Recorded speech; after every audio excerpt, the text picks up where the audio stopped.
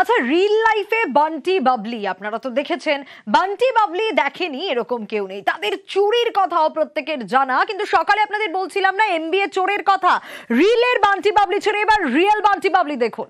একাধিক চুরির master mind ছিলেন এই তরুণী।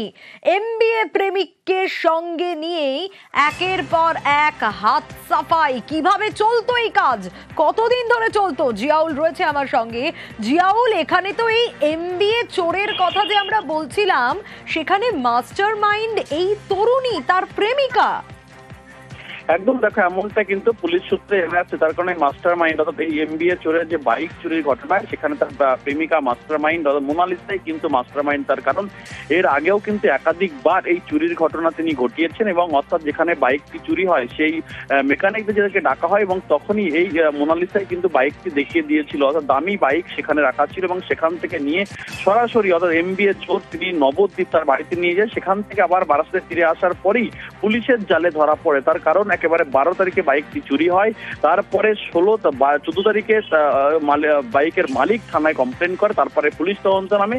দেখা যায় তারপরেই পুলিশের চক্ষু চড়ক গাছ। তার কারণ এমবিএ অর্থাৎ এই যে সোমনাথ, তিনি কিন্তু একেবারে এমবিএ পাস, এবং তিনি একটা প্রথমে এমবিএ করার পরেই ব্যাঙ্গালোরে তিনি সার্ভিস করতেন। সেখান থেকে 1 বছর চাকরি করার পরে ঝাড়খণ্ডে আসে। ঝাড়খণ্ডে বেশি দিন চাকরি পাওয়ার পরেই বারাসাতে আসে, এবং তখনই এই মোনালিসার সঙ্গে পরিচয় হয়, সম্পর্ক হয়। যেহেতু একেবারে বিলাসিতা জীবনযাপন ছিল, সেই সূত্রেই কিন্তু যে চাকরি চলে গেছে, তখন পকেটে টান পড়ে, তখনই কিন্তু এই চুরির সিদ্ধান্ত নেয়, এবং এই বাইক বিক্রি করেও কিন্তু 50-50 টাকা ভাগ নেওয়ার একটা পরিকল্পনা ছিল, এমনটাও কিন্তু তারা জানিয়েছেন। ইতিমধ্যেই কিন্তু দুজনকেই পুলিশ হেফাজত নেওয়া হয়েছে। তখন এর আগেও একাধিক চুরির ঘটনা ঘটিয়েছে, এটাও কিন্তু পুলিশ ইতিমধ্যে তদন্ত জানতে পেরেছে। কিন্তু পুরো ঘটনার মাস্টার মাইন্ড ছিল কিন্তু এই মোনালিসা, অর্থাৎ তার প্রেমিকা। তিনি কিন্তু এই পুরো চুরির ঘটনা নকশা তৈরি করেন, এবং তারপরেই চুরি হয়, এবং সেখান থেকে নিয়ে নবদ্বীপে চলে যায় এমবিএ পাস এই যুবক। তারপরে সেখান থেকে বারাসাতে আসার পরেই পুলিশের জালে পড়ে। ফলে পুরো ঘটনাটাই কিন্তু মাস্টার মাইন্ড ছিল এই মোনালিসা। ফলে তিনি এই চুরির পান্ডা, এমনটাও কিন্তু পুলিশ সূত্রে জানা গেছে। বেশ, অভিযুক্ত এমবিএ উত্তীর্ণ শিবনাথ দাস নদিয়ার বাসিন্দা। বারাসাতের আবাসনে প্রেমিকাকে নিয়ে ভাড়া থাকতো সে, আর তরুণীর বাড়ি বাঁকুড়ায়। পড়াশোনার জন্যই সে শহরে। দাবি করছে পরিবার তরুণীকে ফাঁসানো হচ্ছে বলেও দাবি।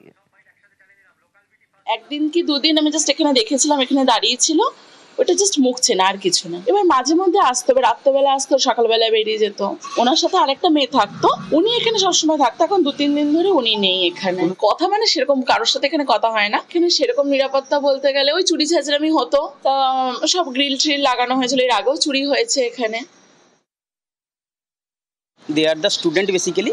ও এবং ওর সাথে একজন ক্লাসমেট, দুজন মিলে আমার সঙ্গে এগ্রিমেন্ট করেই কিন্তু ওরা রেন্টটা নিয়েছিল, এবং লাস্ট মান্থের আগেও কিন্তু ওরা রেন্ট দিয়েছে। ও সম্ভবত ল্যাব টেকনিশিয়ান বা এই ধরনের কিছু একটা পড়াশোনা করছিল। ও আমাকে চাকরির জন্য বারবার আমাকে রিকোয়েস্ট করেছিল। এই বিষয়ে আমিও কোনো ওকে হেল্প করতে পারিনি। আমার এইটুকু ধারণা ছিল যে তারা বিলং ফ্রম নিডি ফ্যামিলি। কেউ আমাকে এক ফোঁটা কোনো কমপ্লেন করেনি যে আপনার রুমে এরকম আননোন ব্যক্তিদের আসা যাওয়া আছে, কি প্রচুর ছেলে মিলে পার্টি করছে। আমার রুমে এইসব জিনিস কিন্তু অ্যাকচুয়ালি অ্যালাউ ছিল না। আমি এই ঘটনাটা শোনার পরে সত্যিই শক যে how is it possible. Monalisa আমার ভাইজি। কেমন মোনালিসা? মোনালিসা এমনি এখন লেখাপড়া করতে বাইরে গেছে, কলকাতাতে। তো এমনি খুব মেধাবী। শুনেছেন মোনালিসা কি হয়েছে? এইটুকু শুনেছি যে কোনো গাড়ি নাকি নিয়ে চালাচ্ছিল, পুলিশে নাকি ধরেছে। এরকম কেস ও করতেও পারে না, মানে নিশ্চয়ই কেউ ওকে ফাঁসানোর চেষ্টা করেছে এটা। কেননা ও তো খুব মেধাবী, তো ও লেখাপড়া করতে গেছে ওখানে।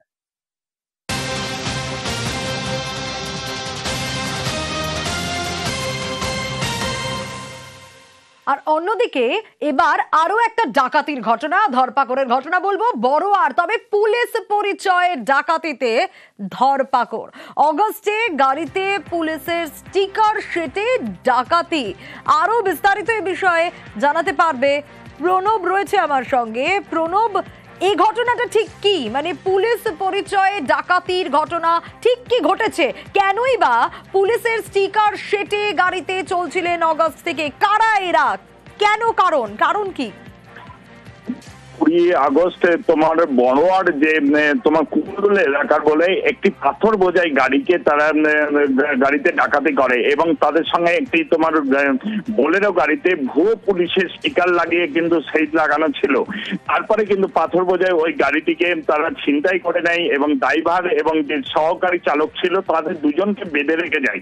তারপরে তারা কোনো রকমে পালিয়ে পুলিশকে খবর দেয় এবং তখনই পুলিশ জানতে পারে একবারে ডাকাত বড় সড়ো একটা এবং বিভিন্ন সিসিটিভি ফুটেজ এবং বিভিন্ন তথ্য বেশ কয়েকজনকে গ্রেপ্তার করে। এরপরে মূল চক্রের পান্ডা তাদেরকে মোট 10 জনকে গ্রেপ্তার করা হয় এবং 3টে গাড়ি তাদের কাছ থেকে উদ্ধার করা হয় এবং এই 10 জন তোমার বীরভূম, মালদা এবং মুর্শিদাবাদের এলাকার বাসিন্দা এবং এরা বেশ কিছু গাড়িতে এইভাবে গাড়ি ছিনতাই করে এবং পুলিশের গাড়ি তোমার স্টিকার নিয়ে বিভিন্ন গাড়িতে বহু পুলিশ পরিচয় দিয়ে কিন্তু এই গাড়ি ছিনতাই করে বলে কিন্তু পুলিশ জানতে পেরেছে।